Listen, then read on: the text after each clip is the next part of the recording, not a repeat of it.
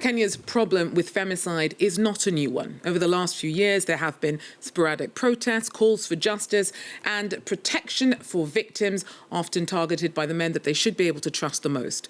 Despite government promises of action, little material shift has been delivered.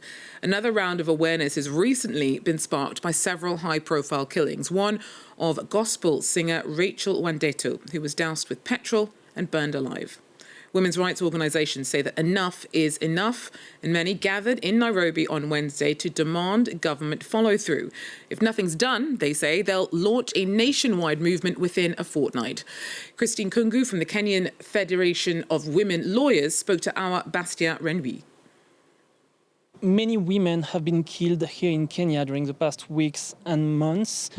Can you walk us through some of these cases, and do they have anything in common? What we're seeing is a systematic pattern whereby almost weekly we hear a young woman from the university is missing. A few days later, you hear the body has been found somewhere. When you hear investigations happening, you hear the university saying that there was a fight between that lady and a boyfriend or a partner. It has been systematic or intimate violence, whereby a woman is engaged in a relationship and then you hear that the woman has been found dead in an Airbnb apartment. Or like this one now that we're seeing that is worrying us, politically instigated, whereby you're not supposed to have your own freedom of expression. So that when the people feel that you are supporting the current president for another term, they come after you because you're a woman. So if this is not watched, it will get out. I know Kenya, the year before elections, women and girls are targeted in, again, what we call election gender-based violence. So is the Kenyan government interested in protecting women, and what can it do exactly? The government must clearly show that they're not toothless.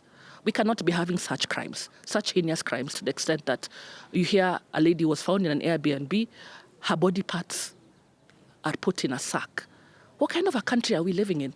And why would our leaders not speak up? What is so hard about the government having a policy that will allow the institutions to perhaps talk about it? What could be wrong in terms of why are our students, our young ones, committing such crimes? And then also go to the other areas within the communities, try and also investigate what is the cause of this. So there is a preventive approach, and then there is a after crimes have been committed. Why can't we see the relevant state actors in terms of investigative, in terms of prosecuting, also doing their part? During the press conference, you mentioned an issue with a narrative used by politicians, by journalists. Can you explain that, and what can be the impact of this narrative? When that happens, when people question why was a victim dressed in that manner, it is a very wrong approach. That is what we call victim shaming, victim blaming. Because I don't feel that because you're dressed, anyone is entitled to sexually do anything offensive to you, be it rape for the girl, for the women, be it defilement.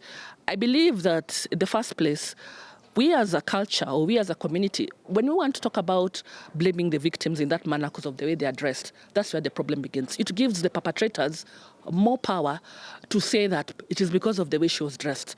It is because she was dating a married man. Those are not accurate facts.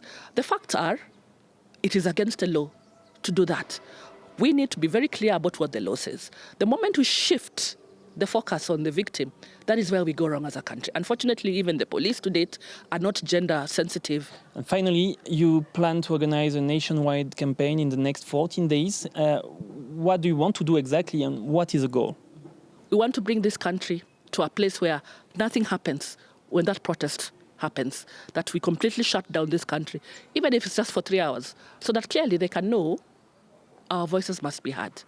Clearly, femicide is getting out of hand. If we don't do that, then they'll think that it's business as usual. It cannot be business as usual. Women and girls must not be killed anymore, and victim blaming must be shut down.